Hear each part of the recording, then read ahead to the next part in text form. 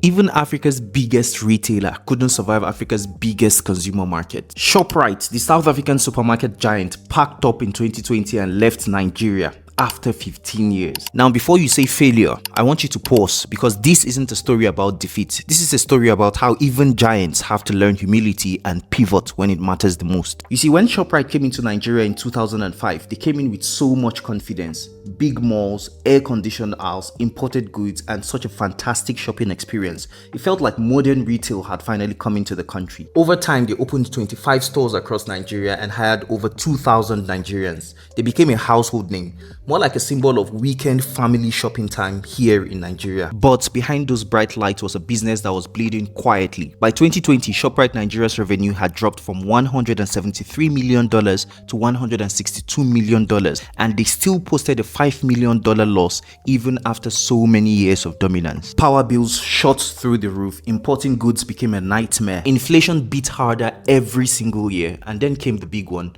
currency devaluation. Suddenly, every naira earned worth less in South African rand. You see, Shoprite's model was built on economies that had relatively stable currencies, stable import systems, among so many other stable things. Nigeria's reality just wasn't that. Shoprite Nigeria used to be entirely owned by Shoprite Holdings, the South African retail giant and parent company of the Shoprite brand.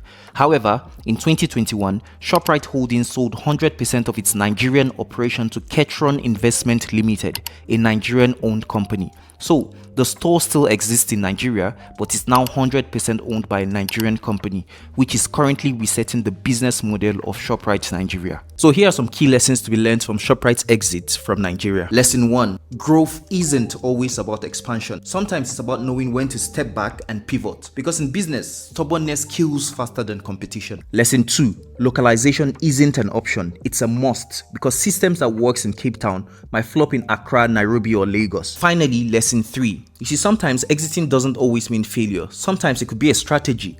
For Shoprite, they preserved their brand name, reduced losses, and made room for future comeback. So here is the real gem. I mean, looking at it from a holistic view, Shoprite didn't lose. They only learned a very expensive lesson that most businesses fail and refuse to accept. That most times, for your business to survive, you must walk away and leave to fight another day.